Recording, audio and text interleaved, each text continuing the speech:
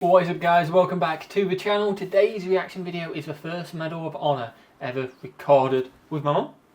Hi, nice to see you all again. For our first video since cooking videos, you guys seem to really enjoy them. Yeah, I'm really so pleased you're enjoying them because I'm loving doing them because I love all your foods and I'm really enjoying cooking the foods and eating them afterwards. So delicious. If you haven't seen them, there'll be a playlist on my channel of the cooking videos and then also just have a little search. So the more you like them, the more I'll do. I'll just keep doing them because I love trying your food. Let us know in the comments. Do you know what a Medal of Honor is?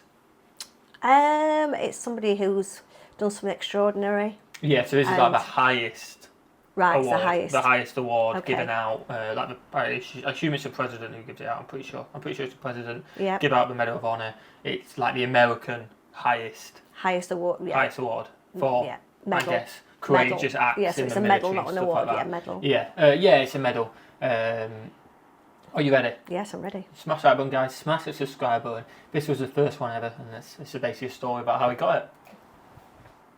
Chapman, a U.S. Air Force combat controller, and the SEALs are attempting to rescue their lost teammate. You'll watch Chapman's heroic actions as he saves the lives of his entire SEAL team and then another 18 members of a quick reaction force, earning America's highest award, the Medal of Honor. Chapman and the SEALs exfil their MH-47 helicopter. John is the second individual to exit and immediately moves in the direction of the summit.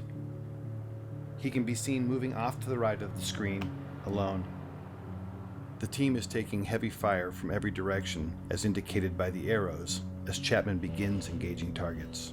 Must be scary being put in that situation. You can see spent cartridges ejecting from his M4. Chapman then begins closing with the enemy, forcing his way upslope in knee and thigh-deep snow. He's so brave.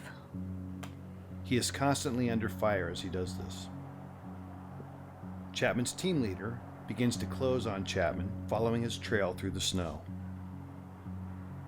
The dark mass above Chapman is a fortified bunker containing two enemy fighters, each armed with AK-47s, who are firing down on the team in the darkness. This bunker will come to be known as Bunker Number 1. I suppose you have to in the dark, don't you? To the left of the tree in Bunker 1 is another gray mass. This is a rock outcropping that came to be called the Boulder. They'll have infrared, won't they, on there? Bunker 1. Yeah, I thought they'll have helmets on or something, won't they? Infrared. Yeah, so they can the night see vision. Night vision. That's it. Yeah. So it won't look like daylight, but it'll be basically daylight, I guess. Yeah. For them. I guess that's how it works. This is so brave. Yeah. My heart's going already. Just being dropped in that, suddenly being fired on as well. And this boulder can be seen the body of slain SEAL Neil Roberts, the man Chapman and the others are attempting to recover.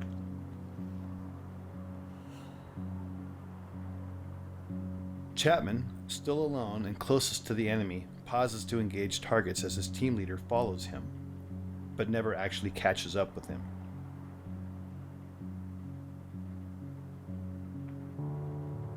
Chapman, on his own, now makes the decision to charge directly into the enemy bunker, despite withering point-blank fire.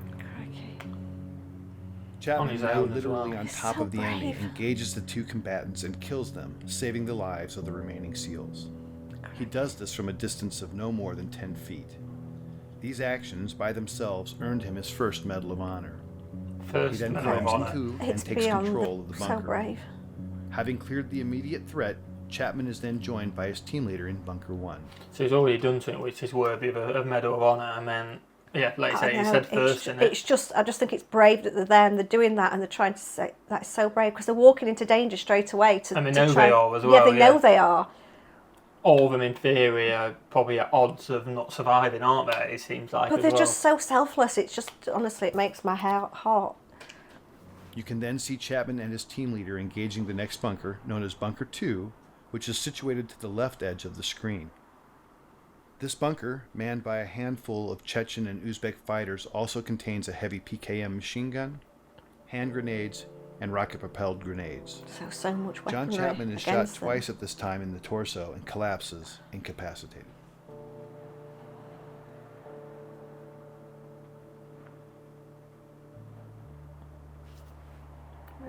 You are now looking at a new angle, and at the left of the screen can be seen the two-man fire team and team leader on top of the boulder.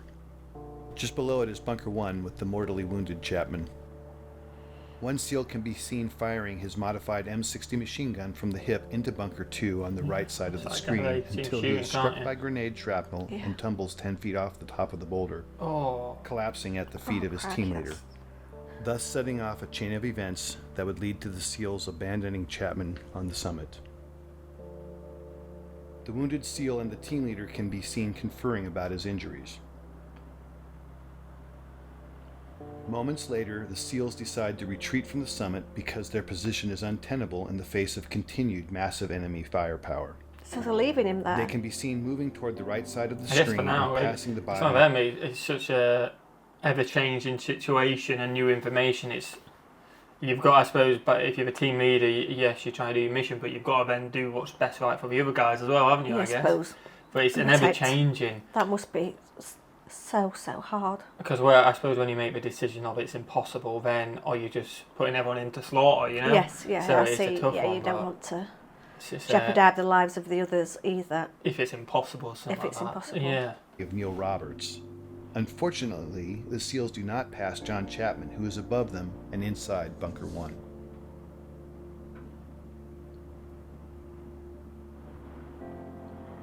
This angle shows 3 SEALs in a triangle. The larger black heat signature is a smoke grenade. Just to its left is a donkey and dead Al-Qaeda fighter killed by Chapman. The steepness of the mountain can be seen as the SEALs begin to slide down the near sheer face.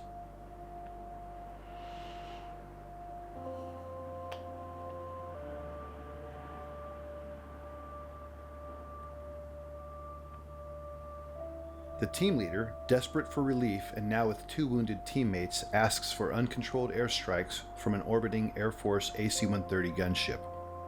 The impacts you see are from 105mm howitzer rounds being fired onto the ridgetop in order to save the remaining SEALs. That's why because Chapman neither the SEALs nor gunship know Chapman is alive, he is experiencing these detonations from his position. Do they? Yeah, just said they don't actually know that he's alive. So yes, I guess they don't. Yeah, the assumption they don't as know well, the situation. Yeah, a really dangerous situation. They believe he's dead. We can't risk anyone else. I guess is the idea, isn't it? At approximately 5:20 in the morning, Chapman recovers and begins to engage the enemy. Wow. Bunker 1 is on the right side center of the screen and Bunker 2 to the left near the screen center. It will never be known what caused his incapacitation and recovery. Wow. Of the 2 rounds that originally wounded him, at least 1 was mortal, and at this time he is experiencing severe blood loss and shock. Despite that, he begins his one-man stand against 24 enemy combatants. During this time, Chapman initiates a series of radio calls, many of which are heard by a fellow combat controller and teammate of his and Delta Force operators on a nearby summit. Despite this combat controller's replies, Chapman never acknowledges whether because of damage to his equipment or himself will never be known. Okay. This new angle and footage shows Chapman at the top, identified by the green dot under the tree at Bunker 1. The lower center of the screen shows the first enemy fighter who is about to charge Chapman in the hopes of killing the American. The timestamp at the bottom shows it is now 6:05 in the morning and fully light. He's been fighting alone now for 40 plus minutes and has received more gunshot and shrapnel wounds as a result of the fierce combat. This scene shows the second of several enemy charges.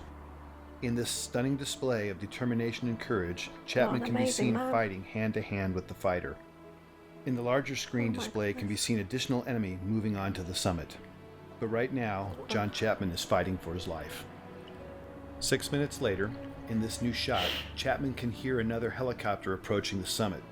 He is in the bottom center of the screen underneath the tree and can be seen in the magnified inset box as he begins his desperate final stand to save the lives of the 18 men on the helicopter. The red dots are enemy fighters. John begins engaging the enemy in multiple directions and is rapidly approaching the last of his ammunition. The helicopter contains a quick reaction force comprised of Rangers, pararescuemen, and another combat controller. It is now 6:13 and the helicopter is short final.